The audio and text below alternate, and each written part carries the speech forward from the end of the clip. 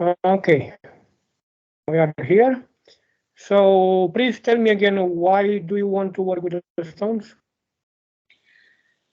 Uh, the reason I want to work with the stones is because when I started my journey, I think I uh, bought a lot of stones or crystals out of the thought that everybody should just have some crystals or stones because it has been said a lot that they have a lot of power and you should know how to work with them. So I bought a lot of different stones and crystals, and now that I've been on my journey for a while, I realized that I don't really have any real or sincere or true connection or relationship with those stones. And I want to change that. And I want to get to know the spirit of different stones, different crystals. I want to form that kind of understanding and relationship with those spirits and learn what they are truly about and see if I can salvage something uh, from what I already have, maybe start to grow the relationship and bond with them, or do I have to find some other sort of fix into the situation? How do you see yourself developing more the relationship? Well, of course, it takes a lot of experiencing. I would presume that actually taking time to have a sort of conversation with them, try to connect with the spirit or the energy. But I think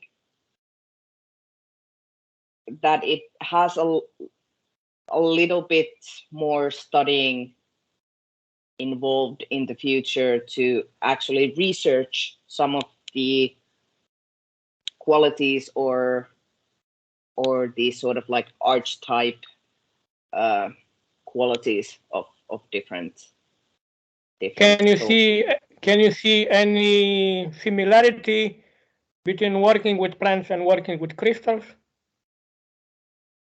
as a Uh, spirit connection, or with any other kind of spirits? yes, I do. I have not been working with plants either that that much, but I think any type of spirit work, whether it's stones or crystals or plants or animals or entities, I think the mechanism might be quite the same. That was my point. So the mechanism more or less is the mechanism more or less is the same. Mm. So the idea is that if we want to develop a good relationship with those, let's say, beings, we really need to find a way to communicate with them and to develop a personal relationship, like a friendship. Mm. If we can manage to do that, then we can benefit a lot more from their energy, from their support, and the amount of even knowledge that they can share with us. For example, one of the difference between the crystal stones or minerals and plants is that the first one, they can store the same kind of frequency for way longer period of time unchanged. Or actually with the time and with the constant participation of us, it can be even increased in time because the crystals can be charged. In the case of the plants, their ability and possibility to store the energy that they have is decreasing in time. And the plants on itself, they cannot be charged. Different extracts from the plants can be charged, while the plant on itself cannot be charged. So that's already a slight difference between the two. The other thing is also that by having the crystal, or I will mention from now on crystal as a general thing, but we refer to all of them, even if it's a crystal or a stone or a mineral. So the crystals, only by being in the house, they are constantly like a small or bigger radio antenna, which is infusing that energy in the house.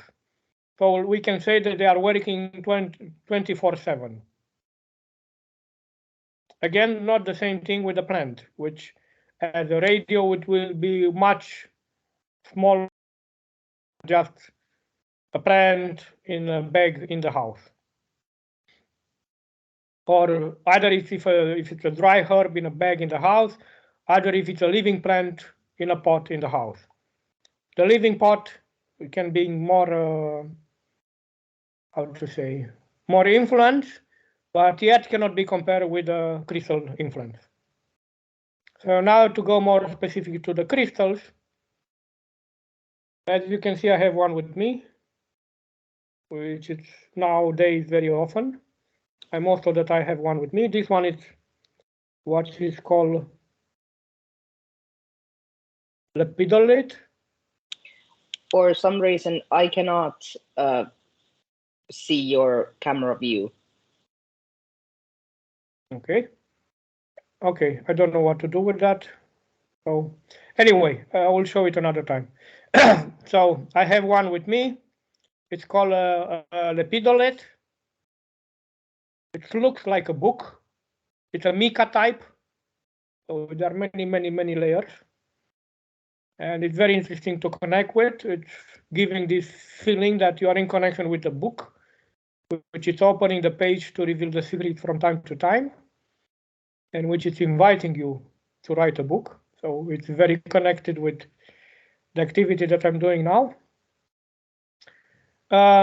So usually my recommendation and my style to work with the crystal is to have a crystal from the type you want,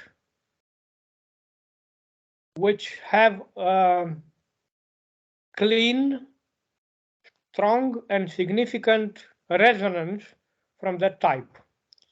For example, what I'm saying with this,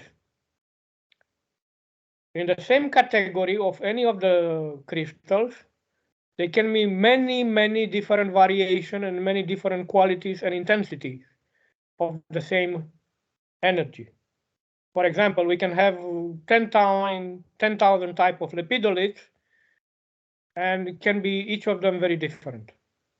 Can be lepidolite like the one I have, and can be also more like small pieces in a big matrix of stone, and so on and so on. So when you want to work with one, you have to look into that category to see which are the possibilities. Some of them will create also what I call a monocrystal. In the internet, sometimes they are called thumbs or something like that. So it looks like more or less like a finger. So it's one single crystal. Some of them, they don't create that. Naturally, they don't produce that. So it will be always a flower, or it will be a rock piece, or whatever. So you have to see which are the possibilities. For the one who can create a monocrystal, I usually recommend to find one like that. And the size to be in a way that is comfortable to keep it easy in your hand. Now here is another story. Some of them, they only create or mostly create very big ones. And then it will be difficult to hold that. Some of them create very small ones. For example, one which I'm very interested in now, the normal size, it's about half centimeter up to 1 centimeter, which is very small to hold on the hand. And even one like that for about 100 centimeter can be one or more than 100 euro as a price. But the energy there is extremely special. So now I'm still working on that to see what I can find and how I can find the one that I want to work with and to also want to pay that much for it. So basically, you have to see the qualities, the possibilities, the size, and then how much you are willing to pay for that. In the moment when it's clear this, you have to see also what possibilities you have as where from to buy it. You go to buy from a shop or you buy from the internet. I usually prefer to buy from a shop or from an exhibition because I prefer to touch them first and feel them first before I buy them. For me, what I'm doing now, buying from the internet, is a bit risky, but some of them I still decide to do like that. So let's consider the ideal possibility when we are in an exhibition, in a fair, and there are many. Then from the one you choose to have, some of them will attract you visually. Some of them you will only feel them when you touch them. So I recommend you visually and tactile to choose some of them. I would say between 3 and 5. And then as soon you have this first choice, later on to start again. Into this kind of context, usually the seller doesn't mind if you close your eyes, if you keep the crystal in your hand, and if you focus into that, because they know that this is how it should be done. So you take the crystal in your hand, you close your eyes, and you do your best to connect energetically with the crystal. If you are a good sensitive person, you will sense something, I will say, immediately or very soon after. For the very high sensitive people, sometimes they just scream after you from the box, pick me. I have this situation. I have one who say, pick me, and I pick that one, and then I didn't even try to search for another one because it was just perfect. So if it's not pick me, then you pay a little more attention, and you should buy one that when you hold it in your hand, it's obvious, the energy. So it's not like I'm feeling something or I'm not feeling something, it's happening something or it's not. No, it's obvious and it's significant. And then with that, you have to be sure that you can handle it. Because sometimes it's like, whoa, whoa, what is this? It's like you put your fingers into the plug, 220 volts. It can be also that much. I had a situation with one that it creates such a strong pain in my hand, but that my whole hand become numb. And then I even have some pain after I left the shop. So some of them can have a very strong impact. So you have to hold it for enough time to realize, okay, it's significant enough, it's loud enough that I like to be, and it's not too loud that I cannot handle it. And then you go through all of them, and then by selection, you choose, so this is the one which from whatever I have here is speaking for me the best. It's my favorite. It's a very good tuning between the two of us. I can feel it, and it's a nice, let's say, reciprocal connection. I like it, he likes me, or she likes me, it likes me. So you feel that it's a connection. If you, again, if you like it, but if you don't feel a connection, it's a good one, but it's not for you. The same way, like you can see, because you are a woman, you can see another handsome guy in the street, but it's not your lover. So it's nice, it's interesting, it's like, but that's it. It will never be a relationship, or at least not now. So then again, you have to be very conscious also about this, because whatever stone you choose to buy and to work with, you will intend, or you should intend, to have a relationship with that. So you need to be sure that it's somebody that you want to have a relationship with. So if you do this way, and if all your collection it's like this, I would say all your connection is a family support. So regarding what you say at the beginning of our conversation, you can choose to start whenever you want and to take them one by one, and then to decide, okay, I want to work with this, I don't want to work with this. It's good enough as a ornament in the house, and it's only that, it's nothing more than that. I mean, there is also some support energy, but it's not strong enough as a teacher or as a healing stone. And then some will be like, I don't see any reason to keep on keeping this in the house. So first I will say go through this.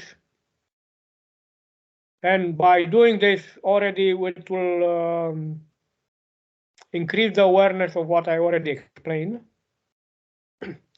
And then when you do everything or some of it, it will be nice if you want to share with me in a video or in a picture the whole collection, and then whom will go, whom will stay as an object, and which of them you really feel a deep connection and you choose to be your partner in healing, and the one with whom you already have a good connection, or with whom you want to develop a deep personal and healing connection.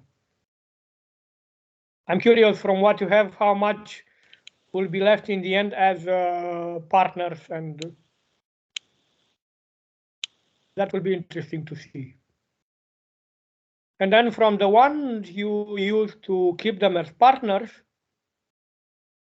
it can be done two ways, or in how to say, twin ways. One way will be to start with work with them intuitively for a period of time without reading about them. So you just reside on your personal psychic abilities and your senses, and you start to study them for as long you feel, or you study them until you meet the spirit, and you know, okay, it's not only feeling the energy, because here there are also two things. One thing is to feel the energy, and then the next level is to meet the spirit. Feeling the energy obviously will have an impact in all your system, but in the moment when you'll be able to connect consciously with the spirit of that egregore, because it's an egregore of all the stones which are in the same field, when you will be able to connect with the head of the egregore, it will be like speaking with a conscious being. It will be a telepathic communication that you can have a conversation. So it's not just feeling an energy supply or rush or change or whatever. It can be a conscious communication. For some people, actually, in some cases, for some people, it can even be a journey, meaning that you can have as a shamanic, or like what some people call psychedelic experience, visiting the realm of that being, meaning that for the people who have visual, you can sense, feel, and see yourself in a space with a very specific structure, feeling, and information. That means you are in the realm of that egregore, fully immersed and connect it with that will be the maximum of what somebody can ask from this. To have this total fusion with that realm and being able to telepathically and consciously communicate with that intelligence. So that will be the maximum that somebody can expect from one specific stone or crystal. And whatever we choose to have as a reference point in our house is depending from what we have available. But whatever crystal or stone we'll have in the house, it will be like, in computer terms speaking, that we have the terminal, we have the laptop in the house, which is connecting us with the server, as a comparison. So this is how I recommend to be work with this. And then into this, then is coming, okay, how to clean them, how to clean them in general, also after you buy them. That will be the first thing to do, to clean them from any other influences and energies that have been imprinted by the places where it was collected or stored or travel. And then after the initial cleaning, how they need to be cleaned from time to time because of their interaction with us, because of their interaction with the space where they are in the house, and also if you use them for healing with other people, from their interaction with other people. So you need to get very well used with how to clean them, and also to know for each crystal in particular what kind of cleaning is best, and what kind is good and what kind is not. The main cleaning are through salt, putting them into the salt simply, water with salt, moon, sun, or any combination of this. So for this, you need to know for each stone what can handle and what cannot, because some, if you put them in the water, it will affect. Some, if it's water with salt, will affect. Some, whatever, you understood. Whatever other version can be harmful. Sometimes some of them, they are also very fragile, so it's not good to do anything. In some case, there can be other stone who can clean other stones. For example, one stone who can clean and catch, let's say, easy energy from anything, is the black tourmaline.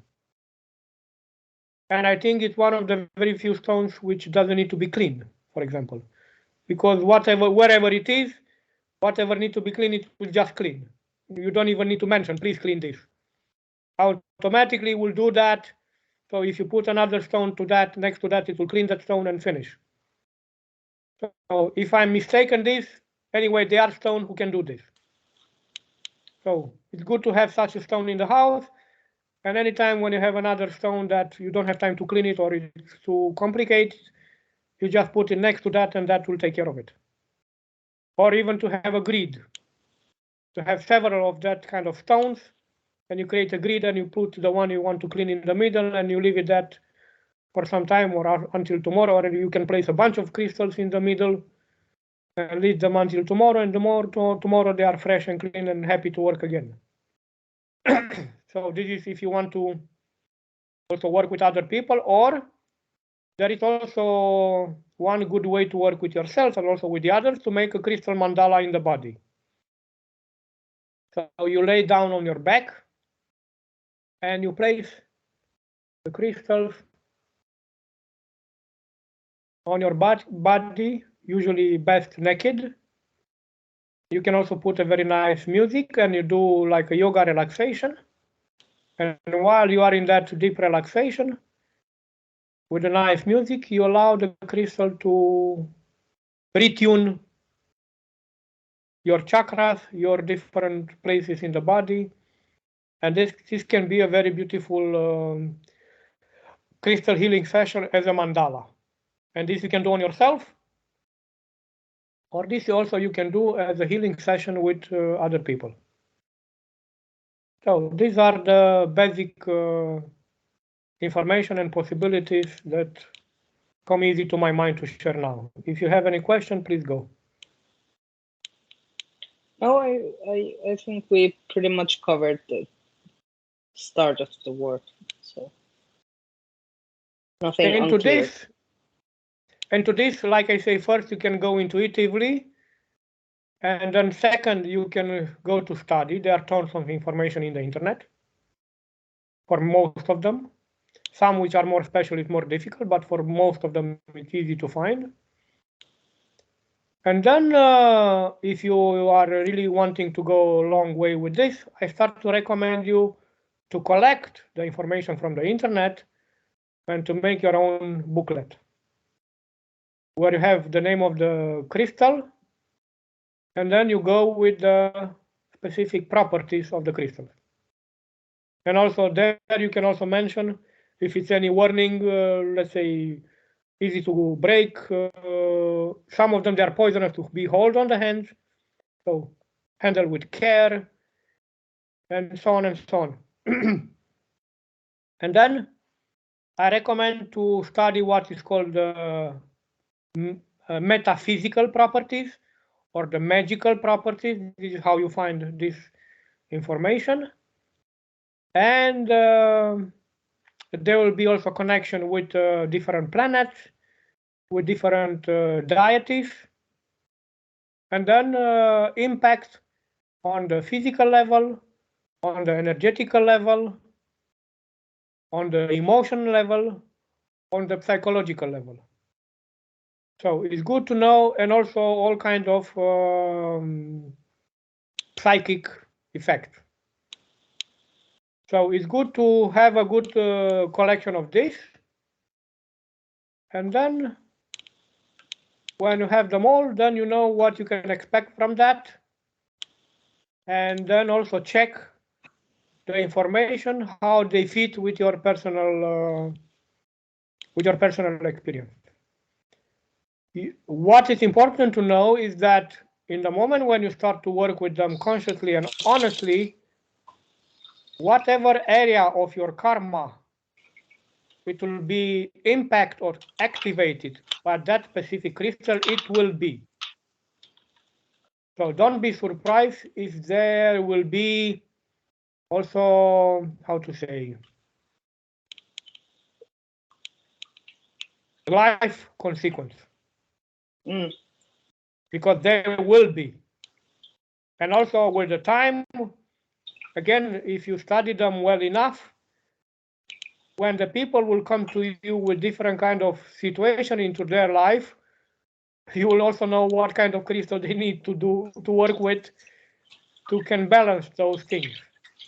In a long enough experience, it will be easy to say, okay, this guy, for example, how the people have in homeopathy, when somebody is having a diagnosis, they already know which remedy is for that kind of symptoms.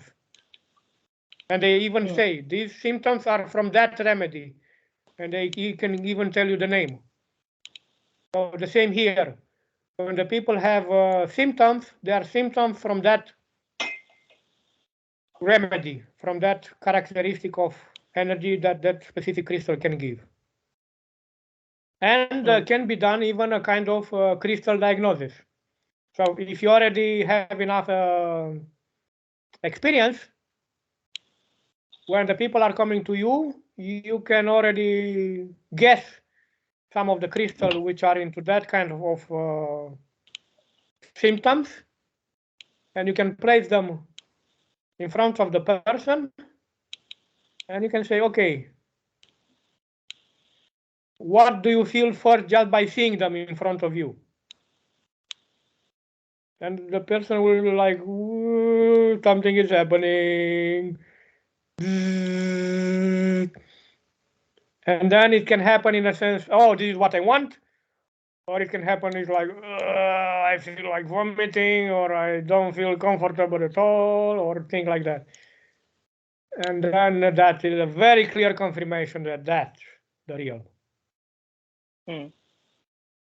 And then, for example, if it's a very strong reaction, you can say, show me the one which give you the most intense repulsion.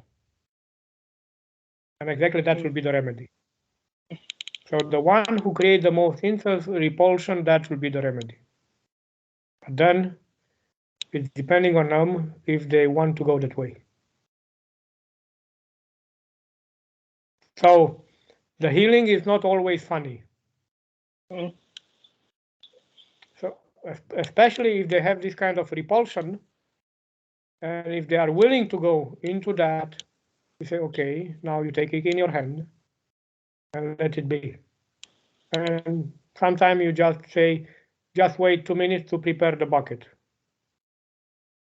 So if you want to do this kind of work, it's always good to have a setup: bucket, toilet paper, and water. It can go so far that the people will go close to, or they will even go to vomiting.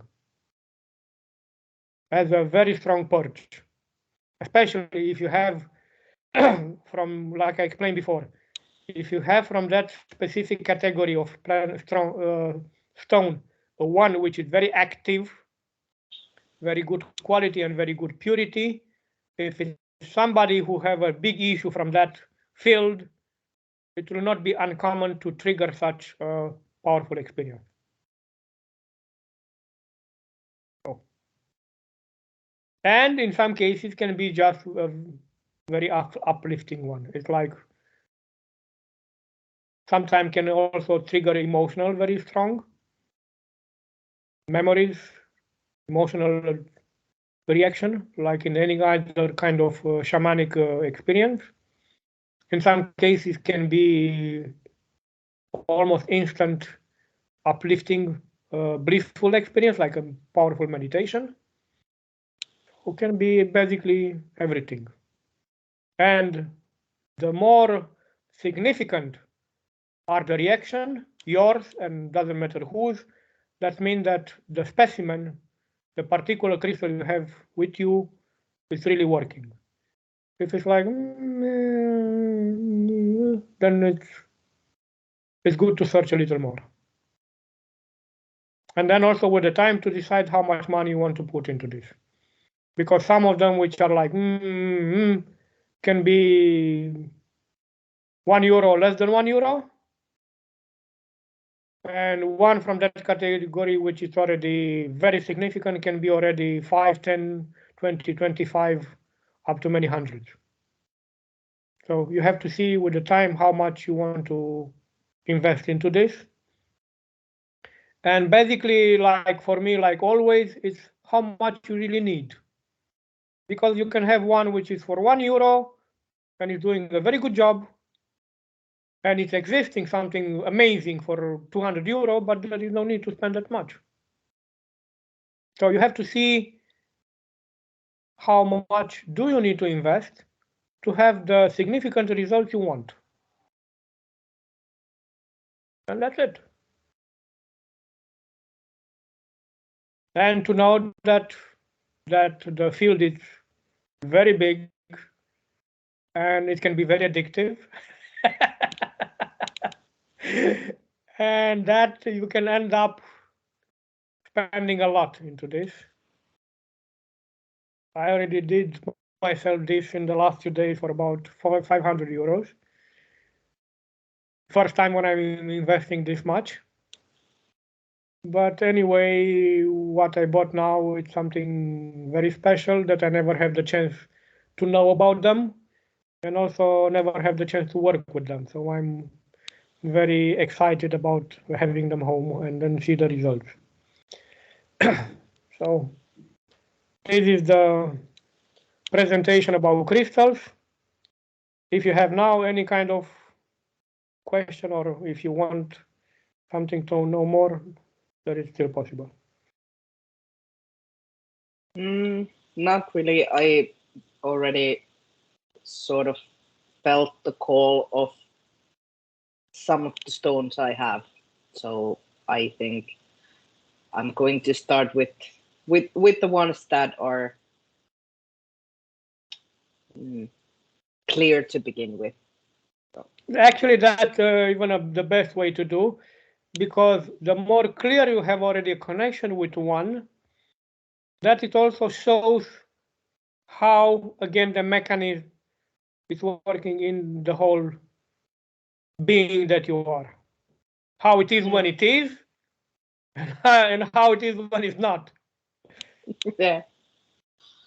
And every connection with each of them, in a way, it will be significant for the next. Because it's opening inside of us a specific ability of connection. So every new connection is increasing even more the ability. So it's actually a very good idea to start with.